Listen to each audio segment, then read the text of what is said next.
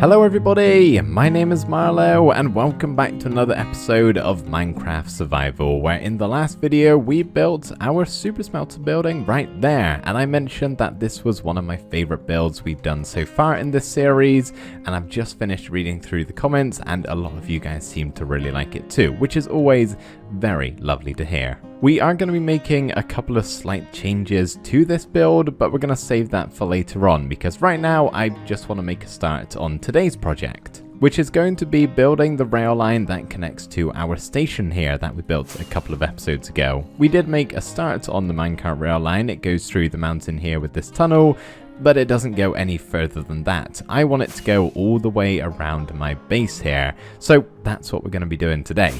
So I've done a little bit of preparation for this build, starting off with some spruce wood gathering. I just took my axe over to some trees and went absolutely crazy on them for a little while and managed to get this much spruce wood, which is going to be very helpful. Gonna have to go get some dark oak too, I think, but it's mainly going to be made out of spruce, kind of a similar style to what we have here with our villager rail line. And I've also made a schematic in my copy of this world of the actual rail line itself, so I know exactly how it's going to look. And today's accomplishment is basically just going to be filling out that schematic. I'm loving Lightmatica at the moment. It's really helpful, especially for this sort of thing, because this is going to be a finicky build, and I want it to look right because it's going to be a big part of this base, and if it looks a little bit weird, it's going to ruin everything. Hence why I spent many hours building it in creative mode first of all. Just in case you forgot the route that we're going to be taking, basically we're going to start off here, then go round all of the mountains over here, and then round the back of our base, down through this side, and eventually end up going back through the tunnel, back to the station, which is just over here. As you can see, my schematic has now been loaded in, and it's pretty much a schematic of my entire base. So it's quite heavy on the system to actually load in and position, but once it's in place, it's not too bad at all really, because I don't need to move it around anymore. So I'm going to gather some blocks together, and then we can get started on building the railway.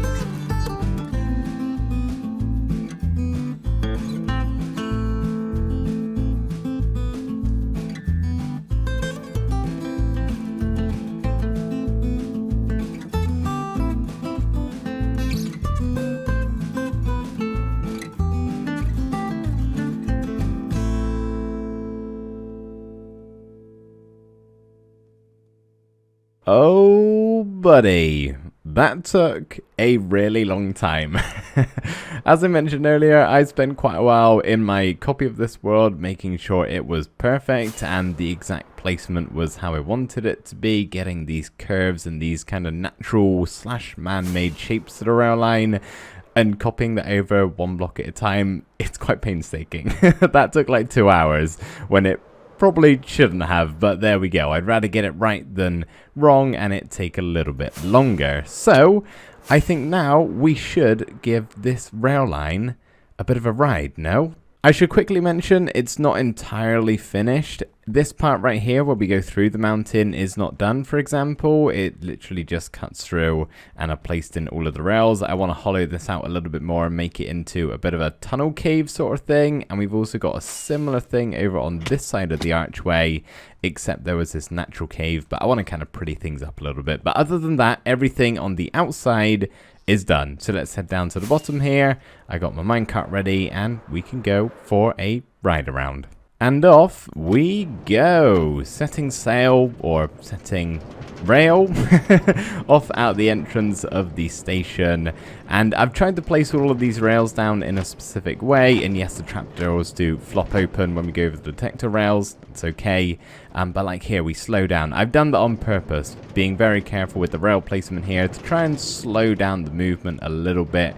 Does take a little bit of a long time to go through the mountain here, but we eventually come out on the other side. But I've done that all on purpose just so I can actually have a look around whilst I'm on this rail. I think that's a very cool part. So yeah, we go over this archway around the back of the base here, just about make it over the edge there, and slowly descend back down. You would think it would be a little bit faster than this going downwards, but it's not because of all the twists and turns. Then we go into the second mountain here, which once again will get a bit of a overhaul eventually, and we shoot out the other side and go down another bit, which once again is pretty slow.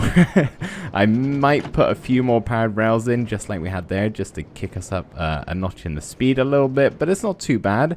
Once we have some more stuff around, it'll be a very nice ride. We've gotten stuck on a goat here. Let's just get out and give ourselves a little push. And okay, now the goat is gonna do the rest of this for us, I guess. That's okay. The goat probably weighs about the same as I do. So we go down here, like the goat is showing us very nicely. And then we eventually curve back round. It's a bit fast, this last bit, but it's just how it worked out. And we go back through the tunnel. Or the goat does, in this case. I can't believe he's jacked my ride like that. But as you can see, we've got no powered rails along here. Just from sheer momentum, we eventually make it all the way back to the end. Or the start. They're both at the same place. So of course, before we can call this rail line finished, we need to make this all look a little bit nicer on both of the mountains that we cut through. And we're going to get started on that very, very soon. But before we do, I kind of just want to finish up the station here because there are some parts of here which aren't exactly complete, such as this top level here. We didn't actually end up connecting the rail line to the villagers that are inside of this mountain. And we also need to update the map now that the rail line's actually in place. You know, I thought that was going to look a little bit better. It kind of ruins it, I'll be honest. It just looks like we've got some weird lines all over the map here, but it's okay because I personally don't think it's ruined the look of the base from the outside. As I keep mentioning, this is my favorite view of the area here, and I think the rail line only adds to that. And it's just kind of cool to see it kind of loop over the back of the base, come down around the side here. It's not super invasive and getting right in the middle, other than this section right here, but that's only a small part. So in the game here, walking around in first person, fine. On the map, maybe not so great, but at the end of the day, that doesn't matter all that much. And as for the rail line here, I've kept it very, very simple, not really adding too much at all in here really, but it simply just connects to this villager corner where they are awaiting transportation, and when they are, they will just get taken down to the holding room here, and then I'll probably just break open these windows, build an actual rail line to wherever I want to take them. So this is kind of just the waiting room, shall we say. At least the second waiting room, which is a bit more luxurious than what they're currently waiting in. I think now we should get started on making these caves look a little bit better. This one is actually pretty good. I kind of like how this looks. I may even not change it at all, kind of keep it as natural as possible. So yeah, maybe I might actually leave this one as it is because it is kind of cool looking, but this one was not a naturally occurring cave, so I am definitely going to have to hollow out some area here and improve on what we currently have, because yeah, this just cannot stay. It will ruin the ride entirely.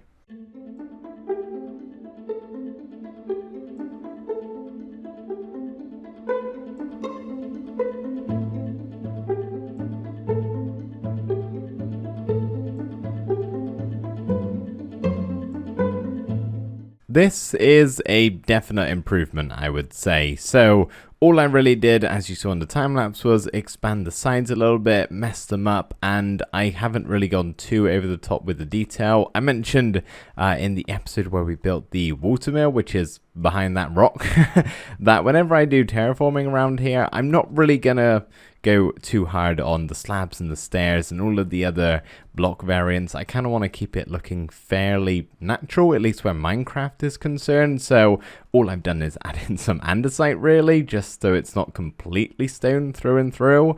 And then I just added some supports here with the fences underneath and the fence gates on the sides connecting to the walls, which I thought was a nice little touch. Oh, and of course lanterns, so we can get some light inside of here.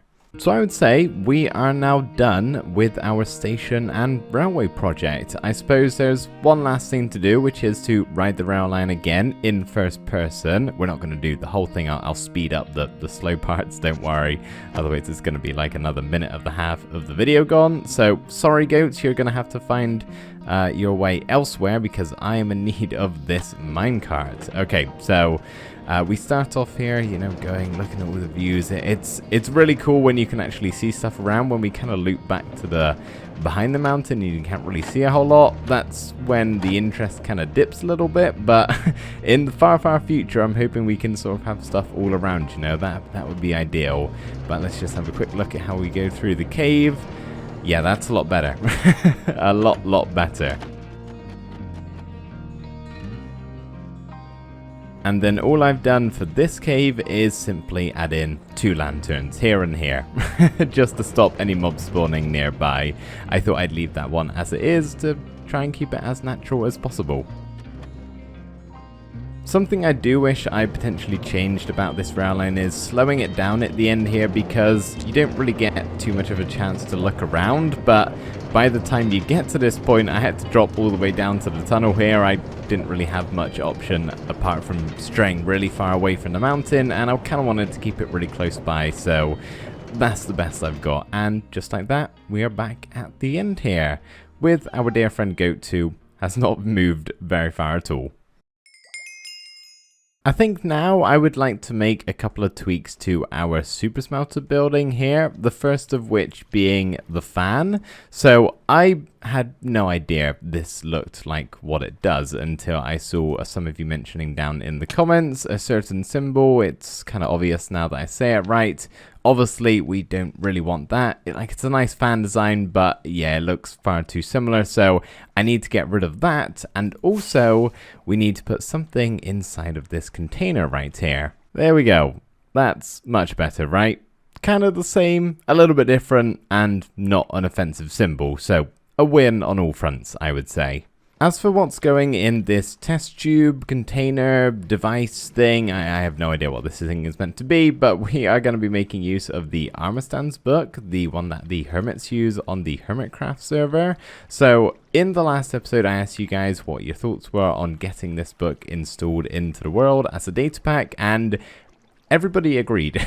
I didn't see any disagreements, let's just say that. I did, however, see a comment from Star Nanny who just reminded me that in my old world, I made a Christmas village with lots of the armor stands in that specific village, and basically it just crashed horribly. Anytime I would go near it, my frames would just plummet to 0 or 1, and it was just a bad time. So I'm definitely going to be limiting myself, only using this sparingly, because obviously I don't want that to happen to this world. So we're only going to be using it for specific things like this, not constantly all the time, absolutely everywhere. I've also installed the mob head data pack, so whenever I kill a mob, there's a chance it'll drop its head. Don't think it should affect me lag-wise. I've always wanted to use it, so I thought I'd just chuck that in there too.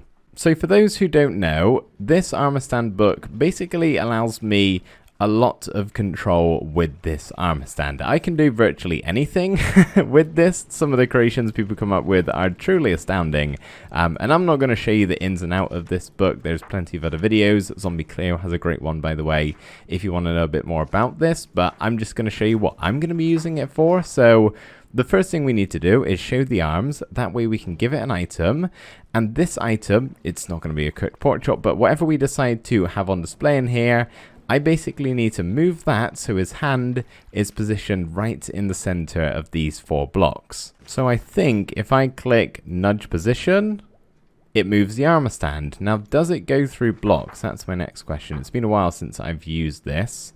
That's the wrong way. Bear with me. This is very finicky. This is another reason why I don't really want to use it too much, because it's kind of annoying doing this sort of stuff. But every now and again, I don't mind. So yeah, we're just trying to slowly move this guy into the center here. We're also going to make it so gravity is not applied to this armor stand, and we're also going to turn it invisible.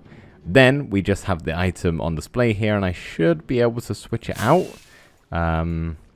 maybe? Yeah, there we go. And I can put it back in. Okay, cool. Before I go any further, I should probably think what I actually want to have on display in here, because I definitely don't want it to be a cooked pork chop. Let's see here. Is there anything in my chest that potentially could be used to go in that tube? I honestly have no idea what it should be. If I could have absolutely anything, maybe something like fuel related, a piece of coal? That seems awfully basic. I need something a bit more exciting. An Eye of Ender, perhaps? That's kind of cool. Maybe we'll see what that looks like in the hand. Hopefully I don't misclick here, otherwise I've just lost my Eye of Ender. No, I haven't. Oh, that doesn't really lay how I wanted it to. Okay, I'm thinking we do something else.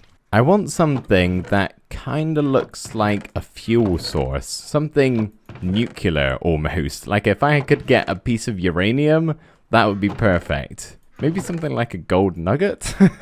That's probably as close as I can get. Okay, I've got 3 options. Option 1, let's get that pork chop out of there. And if I could just get out, there we go. I'm going to eat that.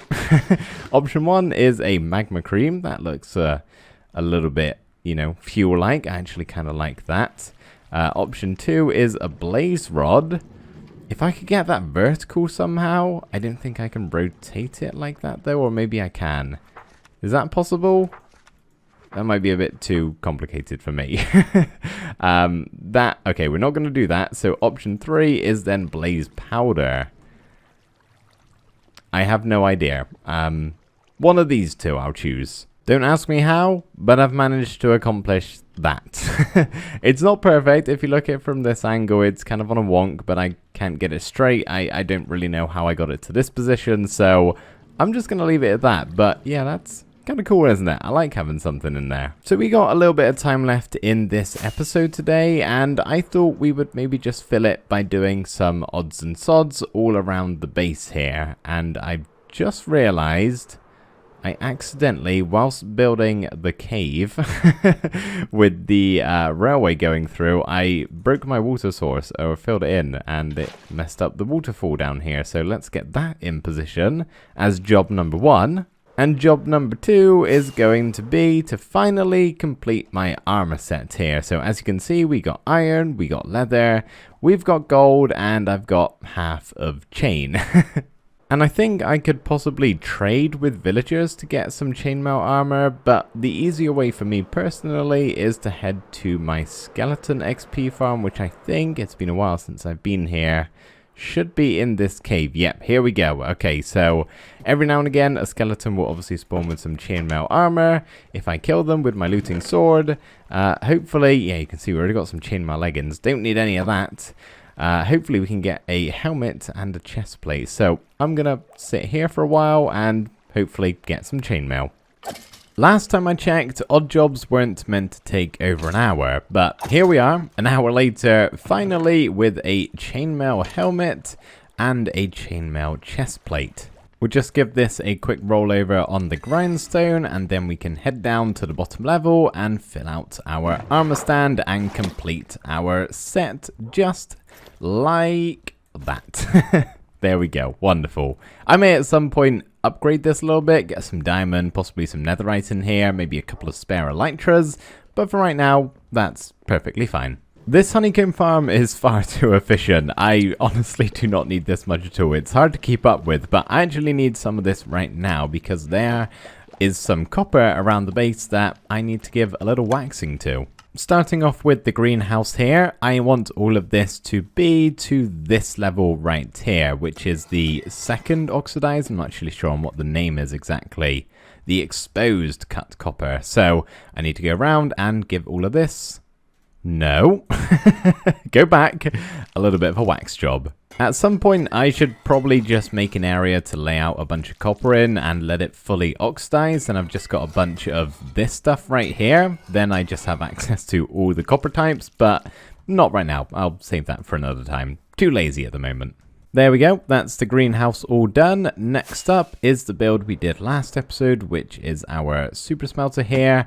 I think I want all of this to be... Actually, what do I want it to be? I'm not sure. Maybe I might let that go to full oxidization. Yeah, that might look pretty cool, but something I do need to do over here is wax some of this copper. Not going to do the roof just yet. I want to let it oxidize a little bit more so we just have some variety. Maybe of the 3 different copper types could be cool. So I'll leave it a little bit longer and then I'll wax it as it is and kind of freeze it in time. This is something I've been meaning to fix for a long time. Looks pretty normal, right? Unless you actually look closely. It's just missing all of the stone blocks and I honestly have no idea why, so I'm going to go grab some more stone and just try and smooth some of this out. Simply just doing that. There we go. Much, much better. And last but not least, we're going to get rid of this rock right here. Not really sure what went on with the generation of this specific part, but it kind of looks weird, so I'm going to get rid of it.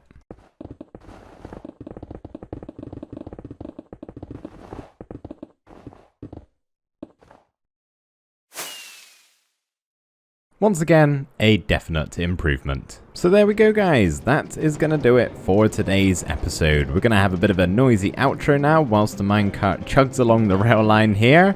I just want to say a massive thank you as always for watching this episode. I really hope you've enjoyed, and just a general thank you to all of you for the support this series is still getting. We're on episode 17 and lots of you are still watching week in, week out and enjoying it, liking the video, commenting on the video. It's all massively appreciated and I cannot thank you enough. So yeah, thank you for that. Thank you for watching this video. I hope you've enjoyed and I will see you in the next episode. Bye for now.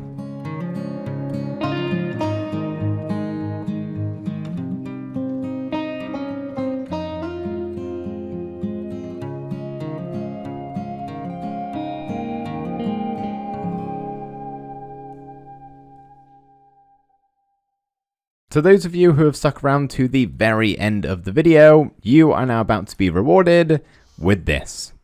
A floating goat. You're welcome.